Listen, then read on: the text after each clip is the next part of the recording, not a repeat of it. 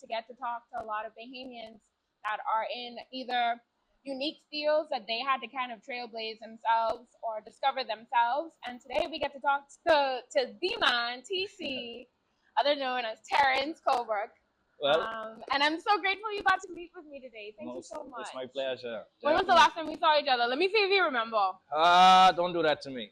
It was about 12 years ago, high school. High school. Yes. I was gonna say that, but I wasn't sure if maybe it was any other time beyond that. But geez. Yeah. Okay. Well, I remember you from high school. I do too. You were how much Malax, you know. Come on now. But tell me a little bit about what you do and how you even got into your field. You know, to tell you the truth, honestly, it started off as a hobby. Just it was around the time I think it was just like a social trend for persons to get cameras and take the photo and do the little we used to put a little Mickey Mouse sticker on our head and all the little visual effects and be careful now, you tell us your age.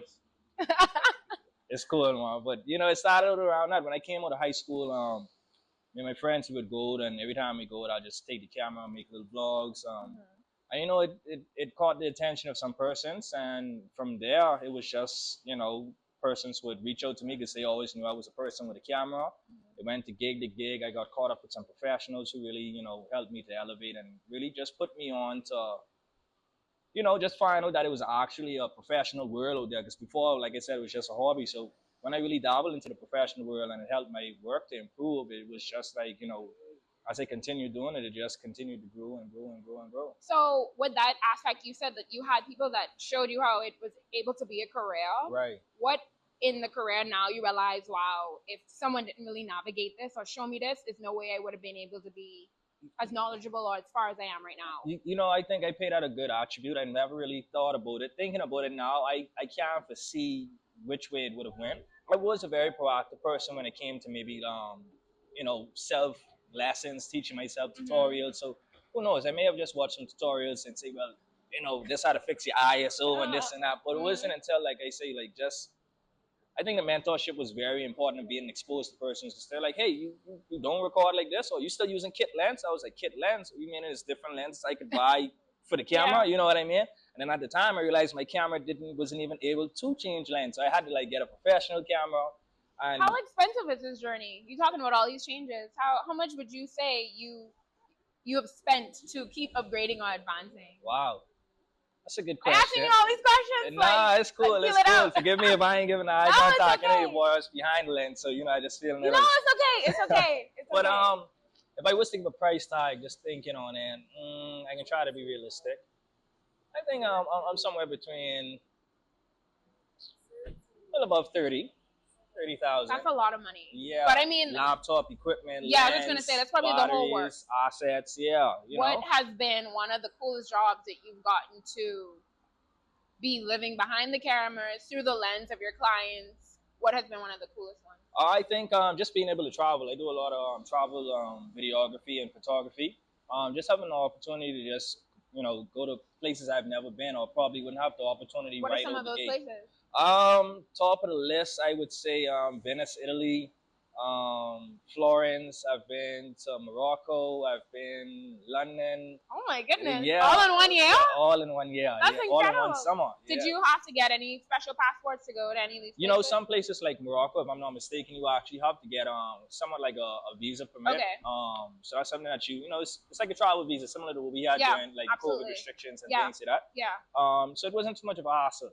Awesome. Yeah. When you travel with these people, do you feel like there's some things at home you have to sacrifice in order to be a part of their family memories or their client memories that you have to potentially give up?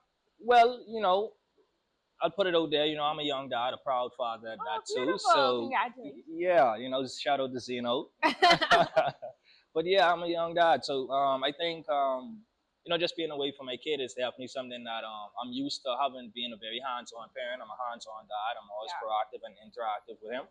So, just spending, 2 to 3 weeks, even a month at a time away, I think that is, just missing family and friends. But ultimately, I kind of suffice myself because I understand that, hey, I'm not just doing it for myself, I'm doing it for him. Yeah. I'm being able to kind of show these memories back and be like, well, hey, this is what Dad used to do, and just seeing the possibilities, and I think it's something that will inspire him. Yeah, absolutely. And I think at the end of the day, if we communicate with Yeah. Well, in this case, if you communicate with them and let them know beforehand, hey, I can be gone for this amount of time. Right. Kids, they're very intelligent. Yeah. They will understand what's going on, and then you bring them back something cool, and you be like, you could go to Morocco Right. again. He's That was starting to really get a fun. little Teddy collection. I try to grab one or two every place that I go, so you know That's he got really a little cute. Easy to travel with too. right. So When it comes to videography, I haven't realized until like probably within the last year how much foreign companies are in the Bahamas that do a lot of videography work. right.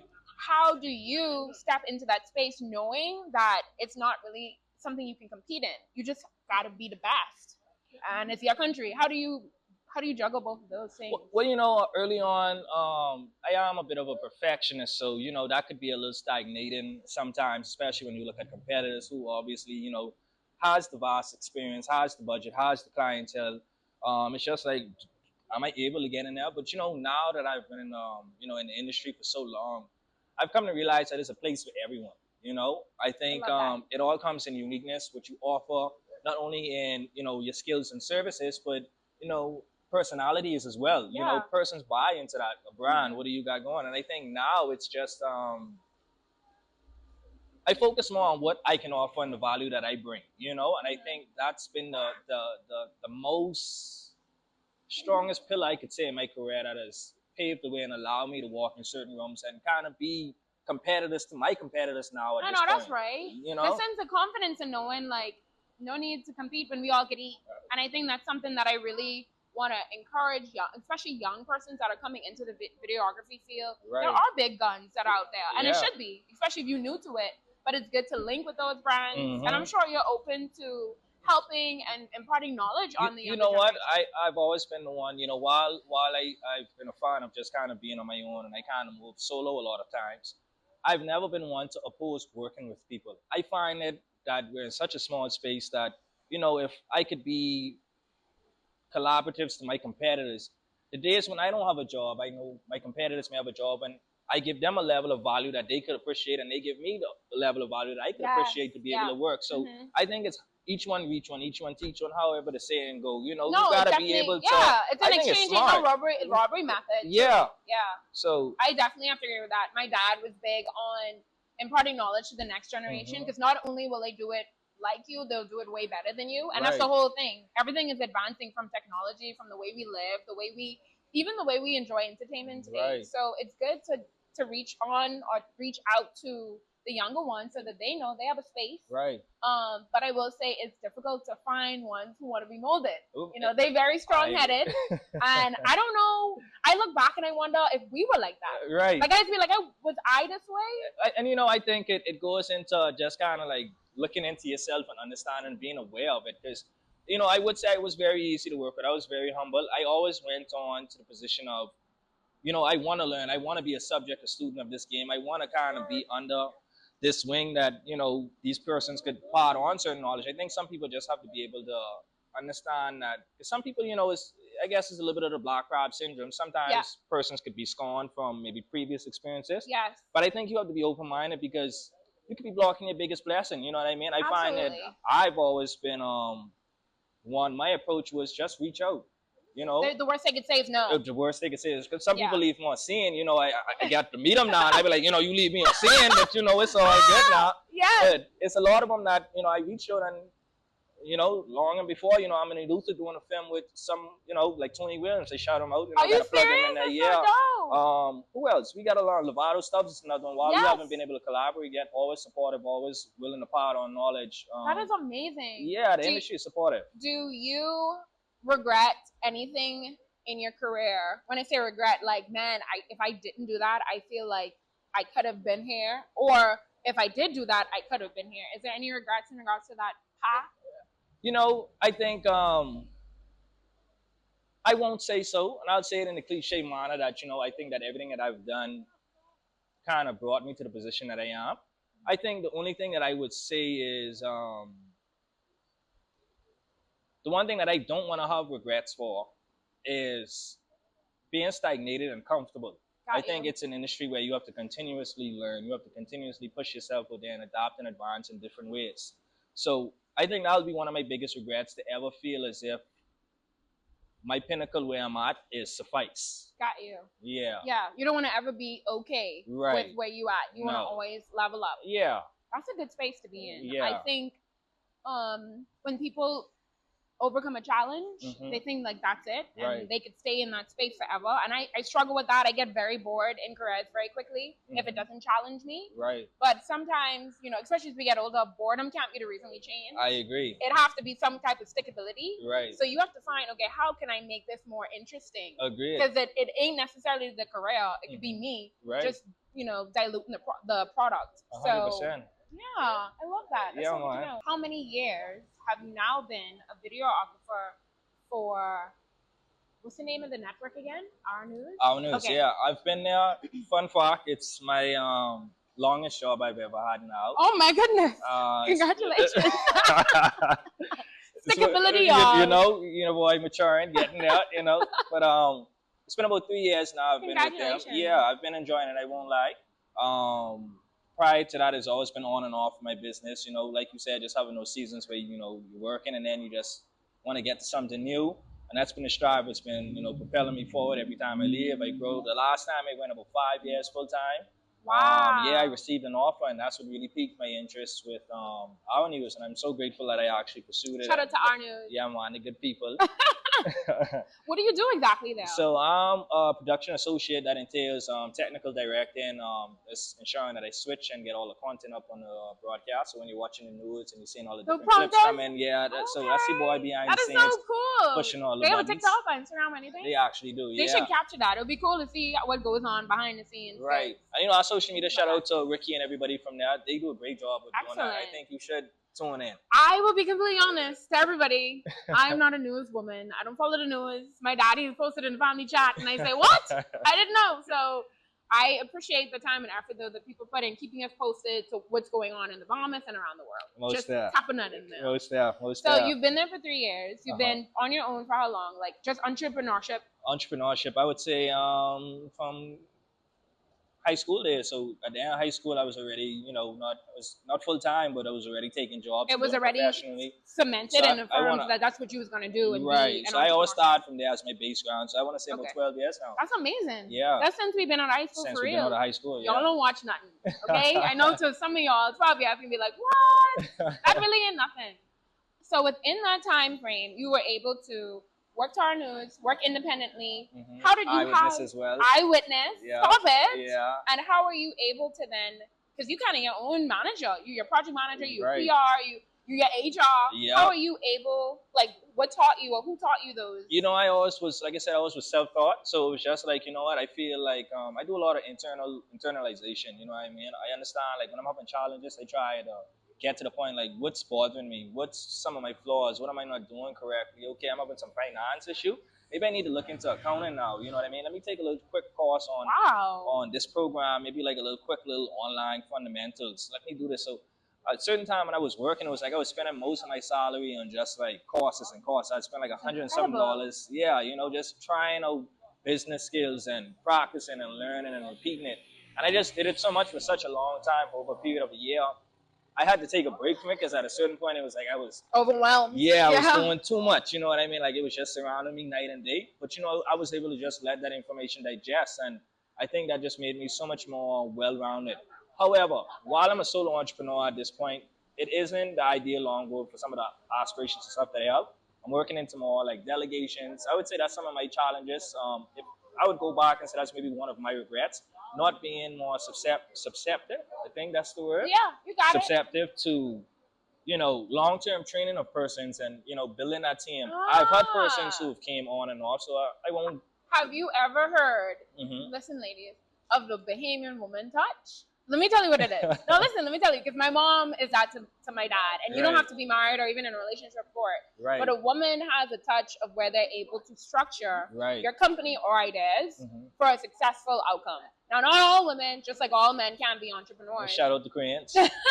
But business-minded women who see your vision and understand what you need, it allows you to be okay with some things that you just naturally ain't have. Right. Just like naturally, I ain't gonna be going outside if I hear a loud noise. I'll stay right in there and look at my ring and be like, oh my God. Right. But a man would naturally get up and be like, who that is, irregardless of who is in the house. Right. His innate desire is to protect. Understood. So I feel like in that, it might be good to understand too. It might be nice to find or work with if it is to be a Bahamian, but Right. just someone that is a woman that's able to structure things and brand things the way you want, so that things that matter most and naturally comes to you is your focus. I agree, and I worked in the entertainment world for a very long time as well. Just managing talents and music videos. That was one of like my big sectors of my companies as well. That kind of propelled me into the industry. Yeah, the entertainment field. Yeah, I do corporate. I'm well rounded, but the entertainment really is what pushed it. And that's one thing I say that to say I've always been blessed. I gotta say blessed because I've always been able to find talent. Talent, not just when it comes to musicians, but skilled persons, skilled professionals, persons even. I've always had a good talent as well as spotting raw talent. A lot of persons are good at things, and they're like, you know what? I'd be like, you're a really good creative director, they're like, me, creative director? No, not me. And it's like they're doing all the things where people spend thousands of dollars to go to school and learn these skills, and we have these raw talents just naturally. So I find myself that I can spot them easily. So now that I want to actually take the step further and actually put some stipulations and mold what it needs to be, because you have to kind of put that groundwork in if you really want to have Especially you need to know how it feels to be in that role. In the event you do one day have someone in that role, you would be like, I understand the challenges you're facing. I 100% get it. Yes. I think all in all, being a Bahamian entrepreneurship, it's highlighted more often of our failures or of the trials that we face versus the successes, which is why I was so interested in starting a podcast that just highlights young Bahamians or Bahamians in general. When you had told me, I was ready to say, let's do it tomorrow. You know what I mean? I agree. I'm so happy you were so game. And a lot of persons that I reach out to are game too. It's just scheduling and all that good stuff. Right. But it's so many people that overcome. Yeah. And that's because you've decided the hurdles don't apply to you. Or you've decided that hurdle is only there for this moment in time. Once I get over it, I know exactly what to do. It is a constant leap. Yes. And we home. So we're supposed to be fighting and getting over stuff together. I agree. And hey, it's our play field, because when you compare it to like the United States, where it's such a large corporate ladder in many instances, sometimes you don't get exposed, to the level that I feel like we're able to in such a small base community. You know what I mean? 100%. It's persons in my career, what I do with technical directing, like that's I may be wrong, but that might be a 5-year, a certain year minimum that you have to be there. Yeah. Whereas somebody like me, I've been able to mold in that position in a matter of months. Yes. You know what I mean? A skill set that takes years for many persons in different environment. Now, anywhere in the world that I go, nobody can take that knowledge from me or skill set. And everyone's like, where that accent from? You say from the Bahamas. And I don't want it in one piece. I know, right? So when you went to Paris and London and all those places, I think that was this year. Yes, which was this year and last. So it's been 2 years now. 2 years. So this was just your life then. Your luxurious life of being a videographer. It's been working out. So when you go on these trips, what part of home do you miss? Because I'm sure while you're on your trips, not holiday, but working, what part of home do you be like, man, it's like I miss? I've came to appreciate the fact that coconut trees aren't everywhere. You know what I mean? It sounds, I know it sounds humorous. No, I don't. But I wasn't expecting that. Yeah, I take the time and I'm like, I really don't see a lot of like coconut trees or like palm trees and like, the different temperature of the day, like during sunset, like it's a lot of things. We shooting at sunset, by the way. Yeah, it's so pretty at Go Slow Band. But there was like, I want to say, not a wedding, but like the wedding pictures were being done. So we had to sit up here, but we was going to be in the water today. Getting the feet wet, but it's all good. It's okay, next time. But palm trees. Yeah, so, because the landscape is so different in different countries. London is very, they preserve their cultural heritage so much, so they're kind of distinct. So I think we just have a distinctive feeling that I'm used to when I'm home. When I get back online, it's like... The first thing you want is sky juke, since you like coconut. I didn't understand that. I used to live in Ecuador. I lived in Panama. I lived in Costa Rica. I went to London. I went to Paris. I went to Germany. I went to Belgium. And honestly, in all those travels, they say all this, they say this.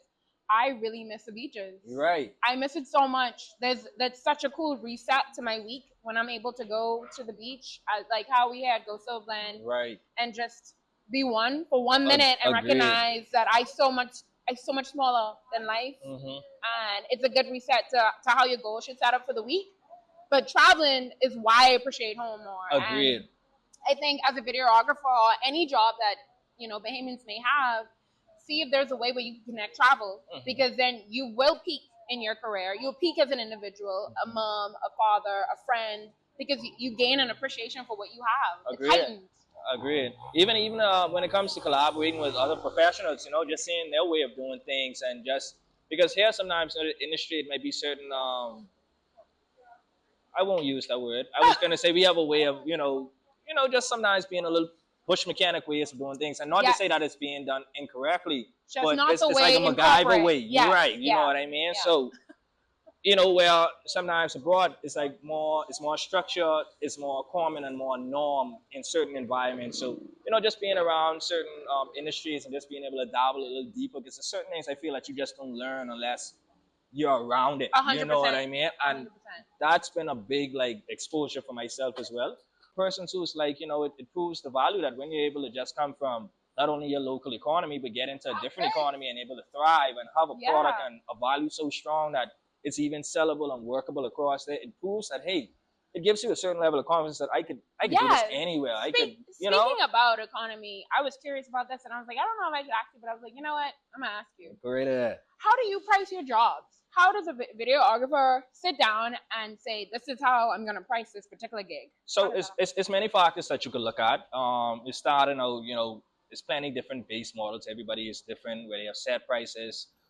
As simple as, okay, a highlight video you could look at. If you're producing a highlight video, you may say, you know what, I may go with a price model where I go a per hour basis. Right. You understand, a per hour basis, not only for when I'm going for transport, at location shooting, but also, when you're post production, when you're doing editing and so forth. So you want to put a price factor in there as well. Maybe I charge $50 an hour. Maybe I charge $75 an hour. Mm-hmm. All those things are subjective to your skill sets and also brand value, because if you have a brand value, you definitely have an opportunity to do a markup. Everybody shouldn't, I wouldn't say everybody shouldn't, but everybody may not have the luxury of having that access to you because you cater to a more premium, Ooh, I like that. Yeah. I like that word, premium. And the reason why I asked you that is I find that Bahamians do not sell their self correctly. I agree with you. I look at how many persons have charged in the maritime field for some of their services, and I'm like, right. No. And it's okay for people not to be your clients. And not every client is your client. Not every job is your job. And so I was curious how you view yourself. And I'll be transparent and very, very vulnerable here. My name is imperfect, bring a little bit of my talk. So, but, that's something that I struggle with too for some time. I don't feel that, a lot of persons in my closer circle always felt like, damn, don't be underpricing yourself. Like you can't and that's something that, I always try to find and strike the balance in between where I'm not underpricing myself, but also having an entry point for a lot of persons to condone into my services and being able to just kind of work with persons beyond what, of course, protecting that I don't water down the market value and price. Yes. You have to be very cautious of that. Yes. But also just having that entry point level where, with today's norm of like being so content centric, content is something that you need on a regular basis. So not all the time persons have a budget for, and a lot of persons do. They do. They do. Just fun facts. People do have enough money to pay for content for their companies. I agree. Agreed. But you have sometimes the smaller influencers who may, they may only have $1,000 budget. Yeah. And in that $1,000 budget, they still need content solutions. Yeah, but how do you tell them, hey, you got let me find these solutions for you, but this the balance here. Just the bracket that I can work with you. Yeah. Right. So just being flex, because a lot of persons aren't even flex, and that's nothing is wrong with that. Again, it's all to each person. But I think I find value in the flexibility with people because you get to open doors to so much more potential persons. Agreed. And then anything, I'm big on just doing anything with a Bahamian. Honestly. I grew up with a hotelier. My granddad is Bruno Sands. Mm-hmm. He is the Goodwill Ambassador of the Bahamas. I've only known where we are supposed to support home. Right. And so I applaud you for even taking that on. It's something I struggle with. And when I say struggle with, I struggle with somebody understanding my value. I'd be like, this is how much it is. And when they'd be like, I'd be like, okay then. I don't see you up at Nike looking confused like this. You know what I mean? So 1,000%. You should demand the respect. I found it. It's a harsh reality when you kind of come subject to realize that, hey, wow, I have been undervaluing myself. When you get that, hey, this person doing this, not that you're comparing, but you realize that, hey, my value is no less. Like, why am I the person that feel that I shouldn't be at a premium standard? And it's also, I find harder for a woman to convey power Agreed. and intelligence. Understood. And if I didn't only worked most of my life in male dominant fields, I feel like I would have been a little bit timid in regards to sitting amongst people, even people like you, talking to you, engaging with you on what the company wants or what the goal is. But honey, I don't got the problem. I will do a seminar on how to sit down. It is so important to know how you're valued, because then you can negotiate. Agree. If you shoot too low, there's no way for you to really always come back from that. It's so hard. I'll touch just a tad bit on it. I think this goes into another dark place too sometimes with entrepreneurs or solopreneurs. When it comes to just mental health, you know what I mean? Yes. Not being able to value yourself sometimes could lead you to doing more than you need to be doing sometimes, or overworking yourself. Even burnouts are real. Yes. Not just physical burnouts, but emotional burnouts as well. And those things can lead to a lot of different trickling down factors, to health, to relationships, to even at some points losing interest into something that you truly love. Yeah. And that's a real factor as well. You are such a sensible entrepreneur, videographer, Bahamian. It's such a delight to talk to you. I feel like I'm learning so much. I feel like everyone's learning so much, and that's what I want to highlight. There's so much we could learn from our local people, and they're in international rooms. They're doing big things, and not for the wrong reasons. Not for clout. You're doing it because this is your purpose. This is your goal. This is something you want to do. 100%. And to end on something like this, I wanted to ask you, who is the next person you would like to work with? Like, who doesn't have to necessarily be a big name, but who is that person that you absolutely need to work with? I'll just put it in the atmosphere. I've been wanting to reach out to, it's two people. It's one locally and one internationally. It's this guy, his name, it's some young creatives, young artists, Ghost. I'm not sure of his real name. Maybe I could plug it in somewhere and we could put the little annotation really cool. Or something. Yeah, right here. Yeah, I want to collaborate with some young musicians who I feel they kind of get the drive, they got the passion, they're just indie doing their thing. I want to get out there, so I want to do that, and I want to collaborate with some more international labels. Anyone in particular? Anyone like Empire, those like who are pushing like the independent tip. Empire, looking at maybe some Sony branches. Even if it's not in US, I'd love to collaborate with some persons in the UK. I think that's my next move. Oh, that would be really neat. Yeah, I want to get. I was thinking even you collaborate with people like in Turks, because Turks and Caicos has like a lot of hidden gems. Okay. But it used to be the part of the Bahamas a long time ago. Right. That's our people. They sound like us. They look like us. They just in Bahamian. Right. They got the big dogs and everything. They do. But UK would be so cool too. Yeah, I definitely. Last time I've been, I talked to a few contacts and just tried to just build a little social circle around there. So, if I know some people, they could plug me in a little bit. Yeah, well, I mean, wherever you go, we'd love to stay, updated with whatever it is you do. Thank you so much for opening the window of knowledge, letting us be the videographers. My pleasure. How much you wanted that. I really appreciate your time, and I'm just so excited for whatever you do next. I appreciate it. Thanks for having me. Thanks for listening, guys.